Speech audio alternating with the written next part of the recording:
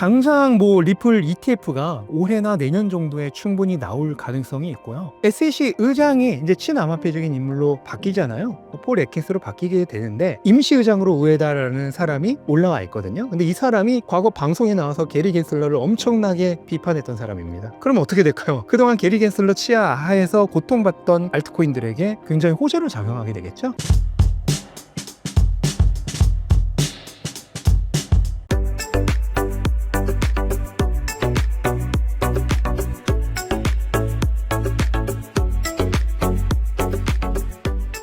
네, 안녕하세요. 저는 멘탈이 전부다 채널에서 암호화폐 투자에 관련된 얘기를 하고 있고, 최근에 알트코인 하이퍼 사이클 책을 쓴 신민철이라고 합니다. 반갑습니다.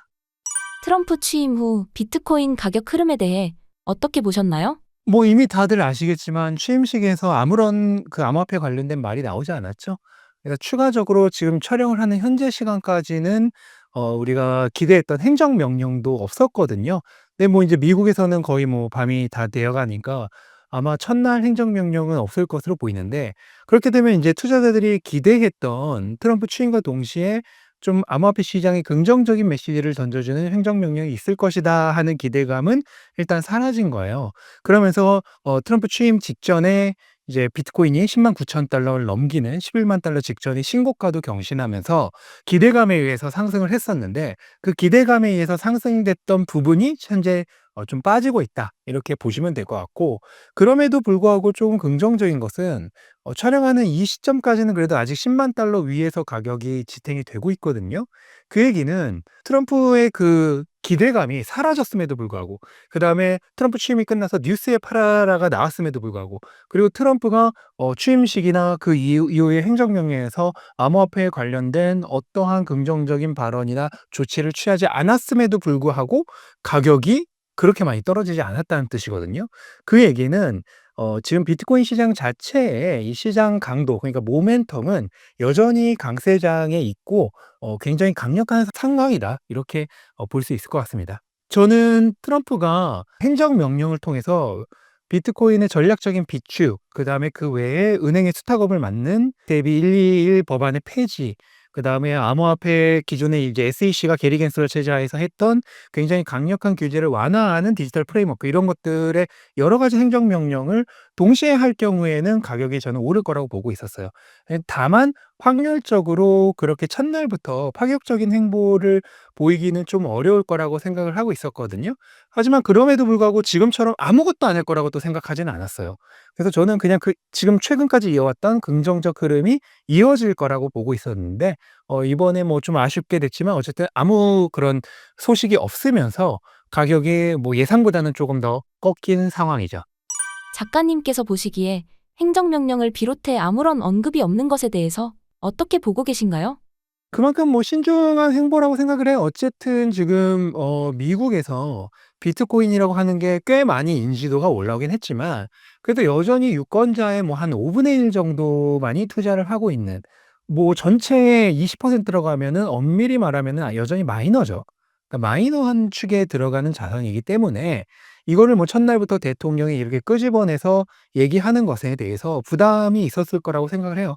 그래서 뭐 조금 신중한 행보를 보였다라고 생각을 하고, 하지만 이거는 반대로 얘기하면은 앞으로 트럼프가 비트코인, 그다음에 암호화폐 업계에 관해서 굉장히 긍정적인, 그다음에 친화적인 행보를 할 거란 거는 분명히 보여주고 있거든요.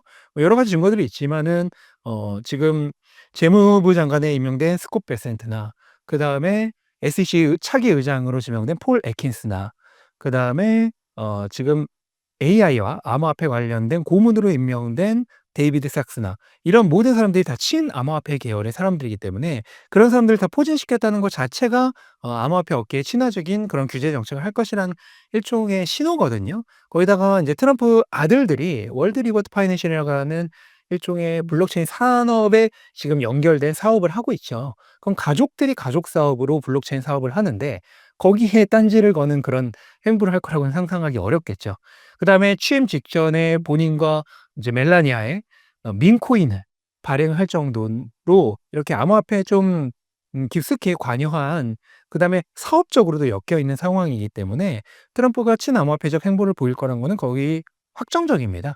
그런 상황에서 만약에 첫날에 모든 뉴스가 다 나와 버렸다면 오히려 당장은 가격이 오를 수가 있는데 그 이후로는 마땅한 이제 호재가 없는, 기대할 게 없는 거죠.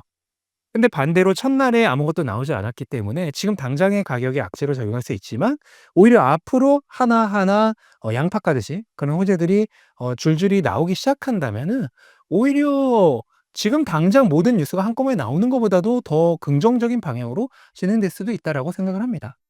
구체적으로 어떤 정책들이 얘기되고 있나요? 가장 핵심은 역시나 전략적 비트코인 비축이죠. 네, 트럼프가 비트코인 컨퍼런스에서 공약을 했던 현재 미국이 가지고 있는 20만 개의 비트코인을 팔지 않고 전략적인 국가의 비축물로서 보존을 하는 거. 이게 일단 가장 핵심이 되겠고요. 이거는 저는 적어도 100일 안에는 좀 나와줘야 된다라고 보고 있고, 거기에 이제 또 하나 굉장히 핵심적인 게 하나가 있는데, SAB 11 법안이라고 해서 은행이 비트코인을 스탁하는 것을 실질적으로 금지하는 법안이 있어요. 이 법안이 폐지될 것이 지금 굉장히 기대가 되고 있고, 이 법안이 폐지되는 것은 작년에 비트코인 현물 ETF가 출시한 것과 거의 맞먹는 파급력을 가지는 효과를 가집니다. 비트코인 현물 ETF가 출시함으로써 뭐 기업이나 기관이나 기업들이 이제 ETF를 통해서 비트코인을 구매할 수 있게 되었는데, 여전히 직접적으로 비트코인을 구매하기는 어렵거든요. 근데 기관이나 기업 펀드들은 모두 은행을 통해서 거래를 해요. 근데 은행이 현재는 비트코인을 취급하지 못하니까 그게 다 막혀 있는 거예요. 근데 은행이 만약 그걸 취급할 수 있게 되면은 이제 굳이 ETF를 통하지 않더라도 비트코인 세계로 들어올 수 있게 되는 거죠. 그러니까 어떻게 보면은 기존의 비트코인이라고 하는 이 마이너한 자산이 저 외떨어진 섬이었다면은 이제 본토에서 갈 수 있는 다리가 현물 ETF를 통해서 다리가 하나 생긴 거죠. 근데 이 다리는 완전한 다리는 아니었어요. 왜냐면 어쨌든 증권 시장을 통해서 ETF를 통해서만 사야 됐으니까. 근데 비트코인은 진정한 보유를 위해서는 현물로 사야 되거든요. 그런데 만약에 은행이 현물을 스탁할 수 취급할 수 있게 되면은 이제 약간 불완전한 다리가 그 옆에 아예 대교가 하나 놓여 버리게 되는 거예요. 그렇기 때문에 굉장히 의미가 큽니다. 그다음 마지막으로 기대하고 있는 것은 역시나 SEC가 기존에 굉장히 강압적인 그런 규제 정책을 펼쳤었는데, 이게 인제 완화적인, 그다음에 암호화폐 산업의 친화적인 규제 프레임워크로 바뀌는 것. 요렇게 세 가지 정도가 가장 핵심적으로 기대되는 부분이라고 보고 있습니다. 가상자산의 경우 기존의 규제 정책이 걸림돌이 될 것 같은데 트럼프가 취임하게 되면 이 부분이 긍정적으로 작용할 수 있을까요? 그거는 이미 뭐 시작하자마자 확정이 된 건데, 네, 취임 전날에 트럼프 본인이랑 그다음에 멜라니아가 민코인을 발행을 했죠. 그러면 과거 SEC가 하던 대로 이렇게 누가 코인을 발행하면 "그거 증권이다." 이러면서 기존에 계속해서 고소를 해 왔던 거잖아요. 그런데 지금은 대통령이 취임 전에 민코인을 발행했어요. 근데 SEC가 고소를 할까요? 대통령은 놔두고 다른 데는 고소해요. 형평성에 엄청난 문제가 생기겠죠. 그러니까 그거는 이미 사실 확정적인 방향성을 보여줬다, 그렇게 보시면 될 것 같아요.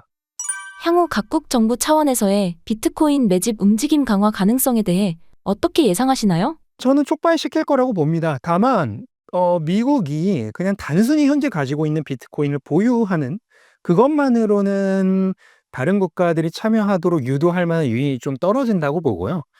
미국이 직접 사야 돼요. 네, 추가적인 자금을 투입을 해서 비트코인을 추가적으로 매집을 해야지만 그때 가서 다른 국가들도 이 행렬에 동참할 수 있다, 그렇게 보고 있는데, 일단은 이번에 이제 첫날 취임식 분위기 보셔도 아시겠지만 트럼프가 굉장히 대외적으로 적극적으로 뭐 암호화폐 산업에 적극적인 행보를 보이지 않을 거라는 게 이미 보이고 있잖아요. 그거를 감안한다면은 이번 트럼프 정권 내에서 과연 거기까지 갈까 하는 부분에 대해서는 좀 의구심이 있습니다. 가상자산에 부정적이었던 바이든 정부도 ETF를 승인했는데 트럼프 정부 때는 어떤 것들을 기대할 수 있을까요? 바이든 정부 당시에는 이제 ETF 승인된 게 비트코인이랑 이더리움뿐이죠. 근데 이것들은 기존의 SEC가 이미 증권이 아니라고 얘기를 해 왔던 것이기 때문에 뭐 자기들이 했던 얘기를 뒤집을 수는 없으니까 어떻게 보면 어쩔 수 없이 승인을 해준 거거든요. 그다음에 비트코인 현물 ETF가 승인될 때도 인제 이 위원 5 명의 인제 판결 중에 3대 2로 겨우 통과가 됐는데, 그 당시에도 인제 게리 겐슬러가 현물 ETF를 내면서 했던 그 뭐 일종의 그 공식적인 발언을 보면은 굉장히 하기 싫은데 억지로 해 줬다라는 뉘앙스가 굉장히 강했어요. 근데 이제는 현물 ETF나 뭐 다른 여러 가지 규제적인 면에서 비트코인이나 이더리움처럼 제도권 안으로 들어올 수 있는 범위, 커버리지가 훨씬 넓어지게 된 거죠. 뭐 가장 대표적으로 리플이나 솔라나 등 다른 알트코인들의 ETF도 들어올 수 있고, 이런 식으로 훨씬 더 많은 기존에는 비트코인과 이더리움 외에는 들어올 수 없었던 다른 코인들이 제도권 안으로 들어올 수 있게 된다. 이렇게 보시면 될 것 같습니다. 저는 긍정적인 흐름으로 갈 거라고 보고요. 다만 뭐 사이클을 뒤집을 수 있을 정도의 어떤 일이 일어날 거라 생각하지 않아요. 그래서 원래 제가 계속 이전부터 말씀드려왔던 대로 이 비트코인 사이클대로 갈 것이다. 다만 트럼프가 거기에 도움이 되면 도움이 됐지 방해가 되지는 않을 것이다. 그 정도로 보고 있습니다. 리플 가격이 사상 첫 3달러를 돌파한 배경이 무엇인가요? 리플 같은 경우에는 사실 지난 사이클에서도 그 이전 사이클의 고점을 회복하지 못하고 있었거든요. 근데 이번에 이제 과거 고점을 아주 살짝 돌파를 했죠. 근데 고점 돌파 이후에 이제 저항에 막혀서 현재는 다시 조금 내려와 있긴 하지만은, 그러면 어떻게 보면 리플은 2개의 사이클 동안 정고점을 돌파하지 못하고 있었던 상황이기 때문에, 그 얘기는 반대로 얘기하면 굉장히 가격이 눌려 있었다는 거예요. 그럼 왜 눌려 있었냐? 네, 하나입니다. 규제. SEC한테 거의 뭐 제대로 걸렸죠. 그래서 가장 뭐 최고의 타겟이 돼서 지금 수년 동안 법정 공방을 SEC랑 했었잖아요. 그러면서 엄청난 이 규제 압박에 눌려 있었는데, 캐리 갠슬러가 사임이 정해졌었고 이제는 사임했고, 그리고 이제 새로운 친암호화폐 정권이 들어오니까 그 규제 문제가 해결될 것이다라고 하는 기대감에 그동안 눌려 있었던 그 잠재 상승분까지 모두 포함해서 이번에 한 번에 폭발을 해 나왔다. 이렇게 보면 될 것 같습니다. 리플 가격 상승을 견인할 만한 남은 추가 호재는 어떤 게 있을까요? 당장 뭐 리플 ETF가 아마 올해나 내년 정도에 충분히 나올 가능성이 있고요. 그리고 일단은 SEC 의장이 이제 친암호화폐적인 인물로 바뀌잖아요. 폴 애킨스로 바뀌게 되는데, 지금 일단 임시 의장으로 우에다라는 사람이 올라와 있거든요. 근데 이 사람이 과거 방송에 나와서 게리 갠슬러를 엄청나게 비판했던 사람입니다.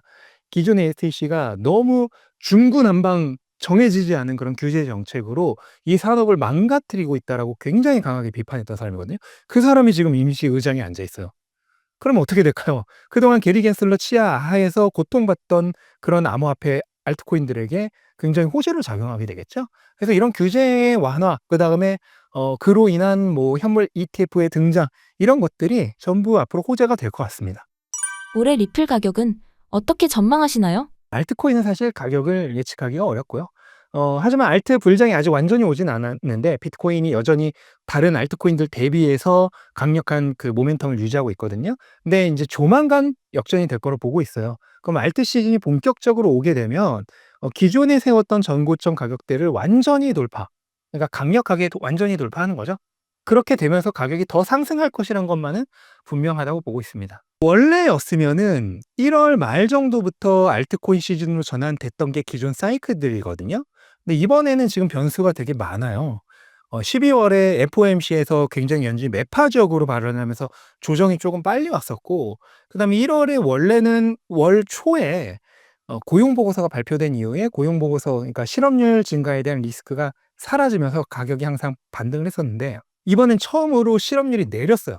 그러면서 고용이 너무 강하면서 그 앞에 보름 전에 FOMC에서 파월이 했던 얘기가 맞물리면서 금리 전망치가 엄청나게 올랐어요. 그럼 금리 전망치가 올라버리면 비트코인 가격에는 안 좋거든요. 그러면서 조정이 연장되었었죠. 그러다가 이제는 이제 좀 CPI가 좀 괜찮게 나오면서 좀 풀리나 싶었는데 갑자기 트럼프가 또 아무 말도 안 해버리는 이런 사태를 맞으면서 지금 오늘 현재 시점 기준으로는 단기적 가격을 좀 예측하기가 어렵습니다. 다만 저는 결국은 이 트럼프 이슈도 단기적일 것이라고 생각을 하고요. 이게 끝나고 나면은 결국 원래 사이클대로 갈 거라고 생각을 하는데, 그렇게 된다면은 뭐 아주 그렇게 멀지 않은 미래에 비트코인보다 알트코인이 상대적으로 강한 시기가 올 거라고 보고 있어요. 리플이 이더리움 시총을 넘을 거라는 얘기도 있는데 이에 대해서 어떻게 보시나요? 가능은 하겠지만 저는 이더리움도 더 오를 거라고 보고 있거든요. 그다음에 이더리움이 원래 이제 반감기 다음에 1분기, 2분기가 본격적으로 강해지는 시기예요. 근데 이더리움이 정말 강해지는 시기는 반감기 다음에 1월 조정이 끝난 직후부터입니다. 근데 지금 1월에 고용 너무 강해, 그다음에 트럼프가 아무 말도 안 해버리는 이런 변수들이 발생하면서 어떻게 보면 약간 좀, 지금은 이제 조정이라기보다는 거의 횡보에 가까운데 비트코인 기준으로는 이런 상승장의 재개가 지연되고 있잖아요. 그러면서 이더리움이 지금 1월 말까지도 여전히 안 좋은 건데, 하지만 그럼에도 불구하고 기존에 이더리움이 정말 강했던 시기가 언제부터냐고 하면 반감기 다음에 3 월부터였습니다. 그거를 감안한다면 이더리움이 진짜로 전성기는 아직 오지 않았다. 그리고 이더리움이 전성기가 오면은 이더리움도 많이 올 것이다. 물론 리플보다는 덜 올 수도 있겠죠. 하지만 그래도 어쨌든 지금처럼 그렇게 헤매고 있지는 않을 것으로 보고 있기 때문에 그렇게 되면은 이더리움도 시가총액이 증가할 것이기 때문에 리플이 과연 이번 사이클 안에서 이더리움을 능가할 수 있을까? 이거에는 조금 의구심이 생깁니다.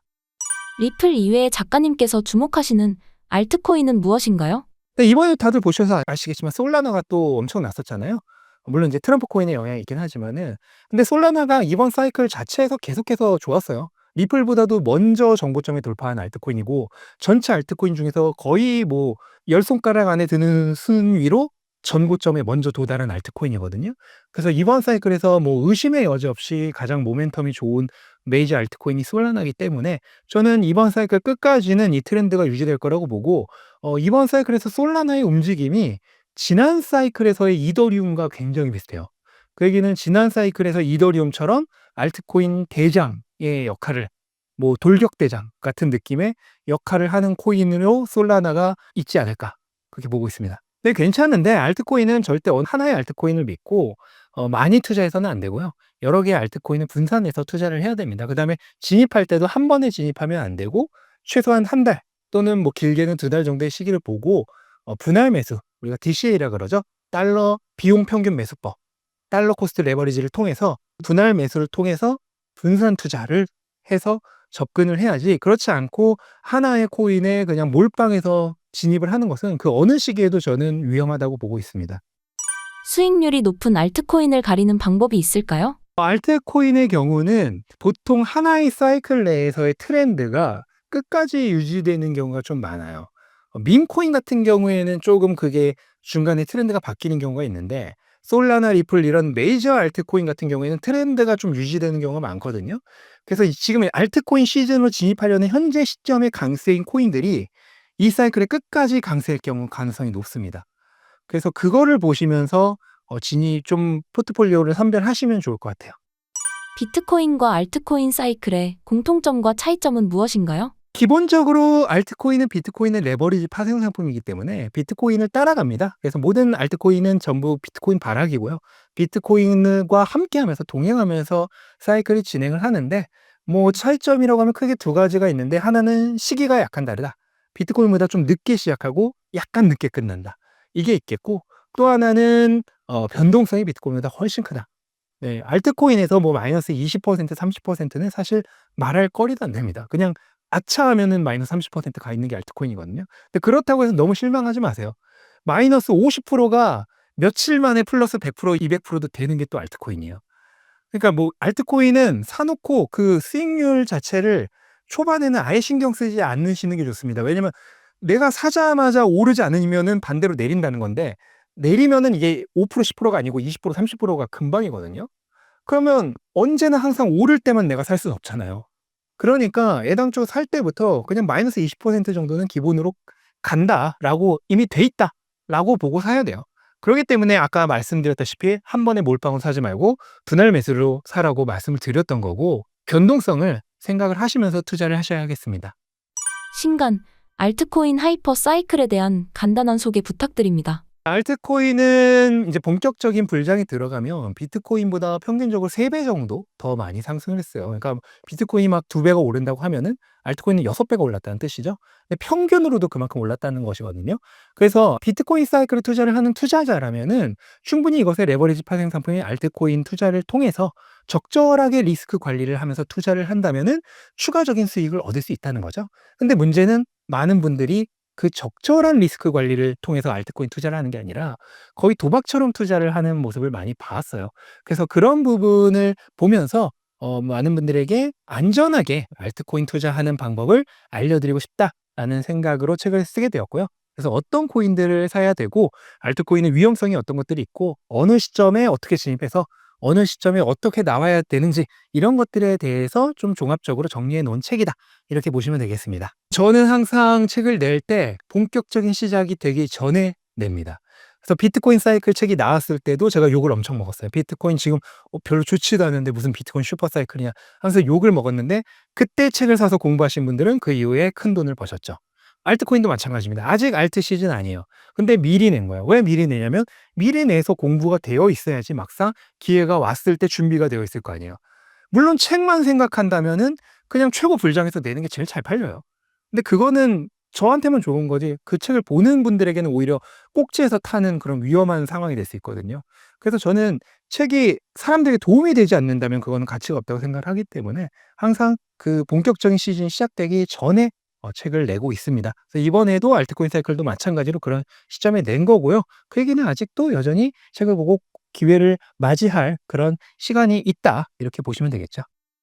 책에서 알트코인 역사적 상승장이 올 것이라고 말씀하신 이유가 무엇인가요? 일단은 이번 사이클에서 가장 큰 특징이 이제 트럼프 정부가 들어오면서 규제적인 면에서 친암호화폐적인 프레임워크가 짜여질 것으로 예상이 되고 있기 때문에 기존의 알트코인들이 가장 힘들었던 점이 바로 그 규제 리스크였거든요.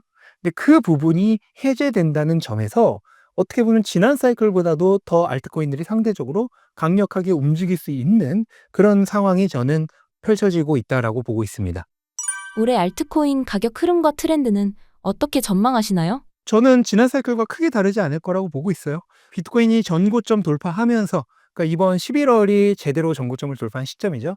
그 이후에 첫 번째 조정이 끝나는 타이밍 정도부터 비트코인의 시가총액 비중이 떨어지기 시작하면서 본격적으로 알트 시즌 시동을 걸거든요. 근데 현재 이 영상을 찍는 1월 말 기준으로는 아직은 그 시점이 오지 않았는데, 비트코인이 완전히 지금의 그 조정을 끝내고 뭐 2월이 되었던 뭐 1월 끝 무렵이 되었던 상승을 재개한다면 그 시점부터 알트코인이 힘을 내기 시작할 거로 보고 있습니다. 메이저 알트코인 중에서는 명백하게 리플과 솔라나가 가장 지금 좋고요. 이거는 뭐냐면은 그동안 규제 그 리스크가 가장 컸던 코인들. 근데 게리 게슬러가 사임하면서 그다음에 트럼프가 취임하면서 그 규제 리스크가 사라지죠. 그래서 여기에 눌려 있던 코인들. 근데 그중에서도 미국계 코인들, 그러니까 바이낸스 코인처럼 똑같이 규제에 눌려 있었긴 했지만 중국계 코인보다는 리플, 솔라나 같은 미국계 코인들이 상대적으로 더 강할 것이다. 이게 일단 1차적으로 있겠고, 그다음에 두 번째로는 이제 테마 중에서 기존에 뭐 항상 암호화폐 시장에서 가장 강했던 테마가 밈 코인이거든요. 근데 밈 코인은 이번 사이클에서도 마찬가지로 지금까지 계속 강해 왔고 앞으로도 이번 사이클 끝날 때까지 여전히 강할 거라고 생각을 하고 있고요. 그다음 또 하나는 지금 미국 주식에서도 가장 최고의 테마가 AI잖아요. 지금 암호화폐에서도 AI가 밈 코인과 일종의 쌍두마차 역할을 하고 있거든요. 그렇게 트렌드가 좋기 때문에 규제 리스크가 강했던 미국계 코인들, 그다음에 민 코인, AI 코인, 얘네들이 이번 사이클 끝날 때까지 가장 트렌디한 코인이 될 것으로 보고 있습니다. 알트코인 매매 타이밍은 어떻게 잡아야 하나요? 알트코인들은 사실 개별적으로도 고점이 달라요. 그래서 비트코인처럼 명확한 고점이라고 하는 것이 없거든요. 일반적으로는 이제 비트코인 고점이 끝난 다음에 한 반박자 정도 늦게 고점이 오긴 하는데, 그 안에도 알트코인마다 다 고점이 제각각이기 때문에 그거를 일괄적으로 맞추기는 어렵고요. 일반적으로 이제 비트코인이 고점을 찍은 타이밍에 알트코인도 같이 매도에 들어가는데, 그 중간에서도 각각의 코인마다 고점 타이밍이 다르기 때문에 비중을 정해놓고 리밸런싱을 하는 게 가장 좋은 방법입니다. 그래서 예를 들어서 10개의 코인을 10%씩 내가 샀다 그러면은 하나의 코인이 막 엄청 올라. 그래서 걔가 혼자 막 비중이 15%가 됐어. 그럼 걔를 팔아가지고 다른 코인을 사주면서 비중을 맞추는 거죠. 그럼 어떤 코인이 많이 올라서 먼저 고점을 찍었을 때 나는 미리 팔아가지고 다른 코인을 사뒀으니까 얘가 그 다음에 내리더라도 문제가 없는 거죠. 이렇게 리밸런싱 해주는 방법이 가장 좋습니다. 알트코인은 사실 적정 가격을 볼 수가 없고요. 다만 이제 그나마 가장 조금 뭐 추측 정도 가능한 게 뭐냐면 시가총액 비교법이에요. 예를 들어서 이번에 떴던 트럼프 코인이 시가총액이 한때 130억 달러 이 정도까지 갔었죠. 근데 도지 코인이 550억 달러였단 말이에요, 시가총액이. 그러면 트럼프가 도지 코인을 잡을 수 있을 것인가를 이제 생각을 해봐야겠죠. 근데 만약 나는 잡을 수 있다라고 생각을 한다면은 그럼 도지 코인은 시가총액만큼 갈 수 있겠죠.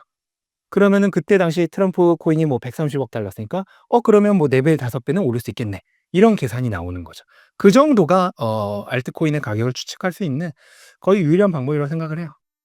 알트코인 포트폴리오 전략은 어떻게 세워야 하나요? 알트코인 내에서도 테마들이 굉장히 많이 있습니다. 아까 말했던 뭐 밈코인이나 그다음에 AI, 그다음에 레이어 1, 레이어 2, 뭐 메타버스, 게이밍, 디파이 등등등 굉장히 많은 그런 테마들이 있는데 그 테마들이 보통 같이 움직입니다.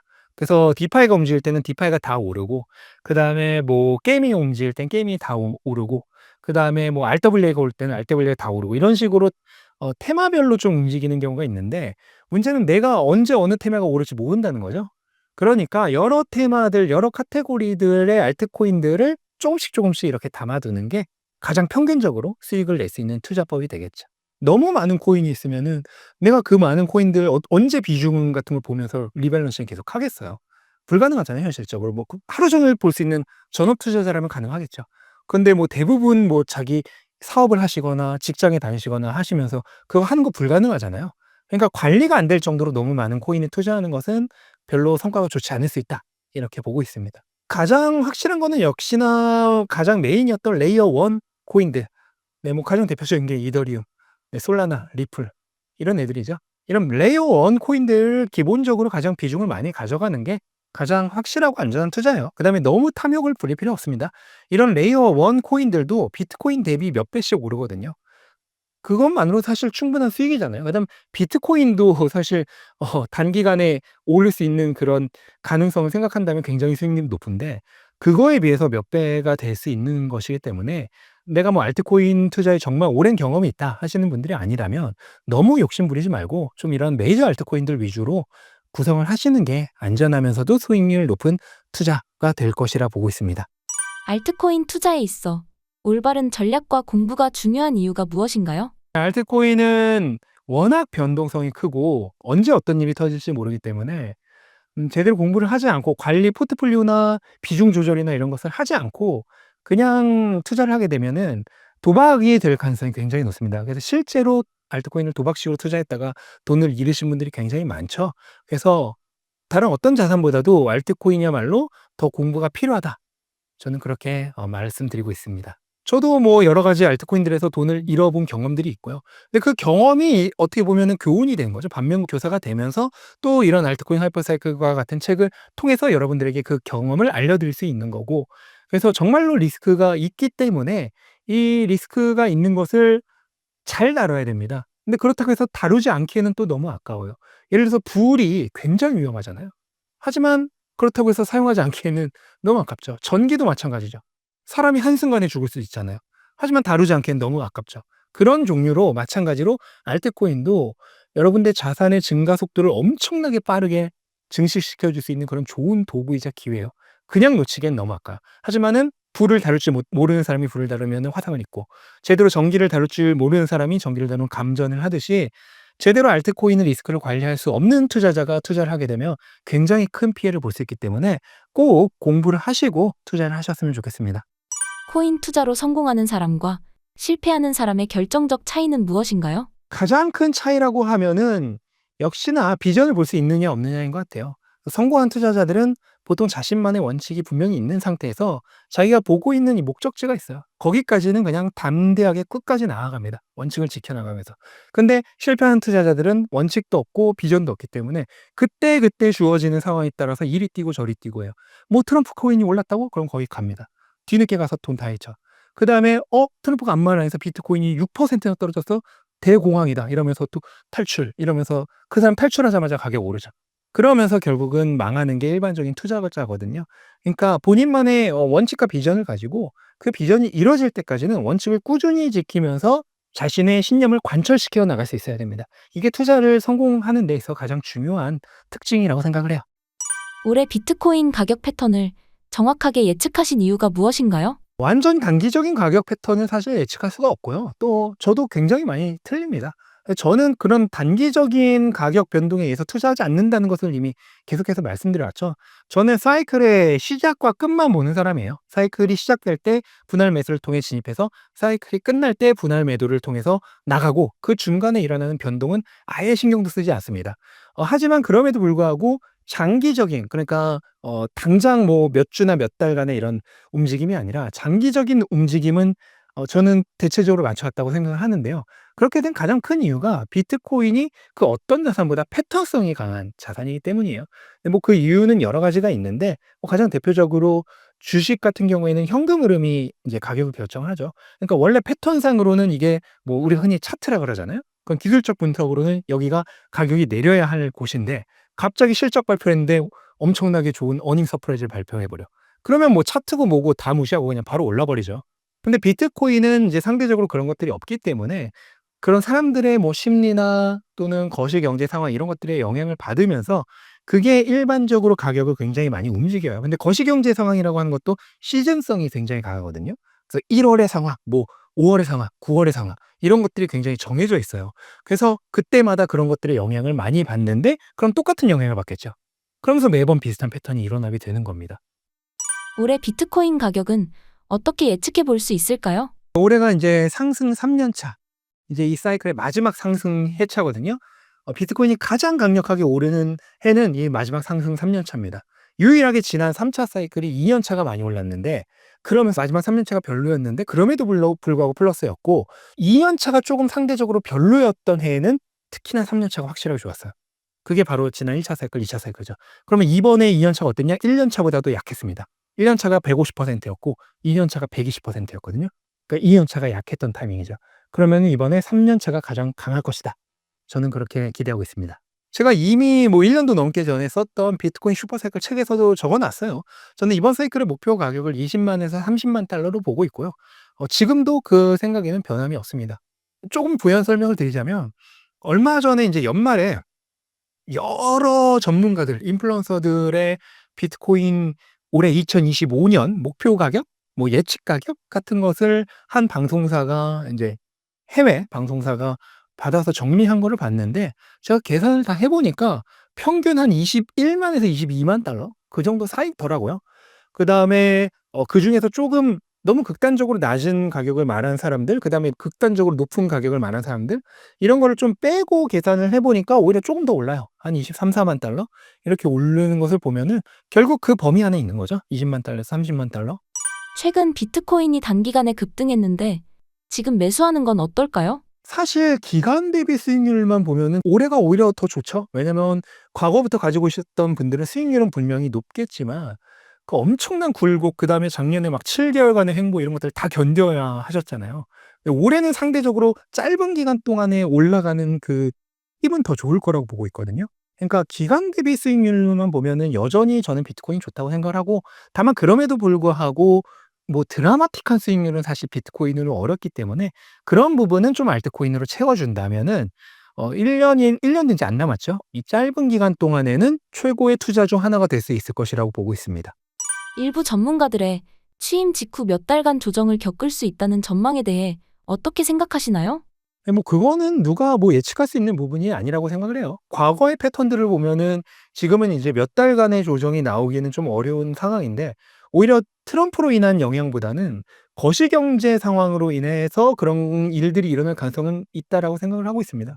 그래서 이번에 실업률이 낮아지긴 했지만은 또 언제 올라갈지 뭐 아무도 장담할 수가 없는 상황이고 그렇게 되면은 경기 침체에 대한 걱정이 다시 나올 테고 또는 반대로 실업률이 계속 내려가고 물가가 상승하기 시작하면서 오히려 금리 인상이 막 얘기가 나오기 시작한다. 그러면은 또 가격이 엄청난 하방 압력으로 작용할 수 있죠. 실제로 달러 인덱스가 지금 110 근처까지 올라오면서 뭐 최고점이었던 115 근처까지 갈 정도로 그렇게 강세인데 이건 인제 꺾일 거라고 보고 있지만 만약에 꺾이지 않고 이게 계속 올라가서 115를 넘어버린다. 이런 상황이 된다면은 비트코인 가격에 굉장히 악재로 작용할 수는 있죠. 비트코인이 아무리 그 자체로는 올해 모멘텀이 좋을 거라 예상이 된다고 하더라도 외부에서 오는 강력한 힘을 무시할 수는 없어요. 이런 힘들이 발생을 하면은 당연히 거기에 영향을 받을 수밖에 없는 거고요.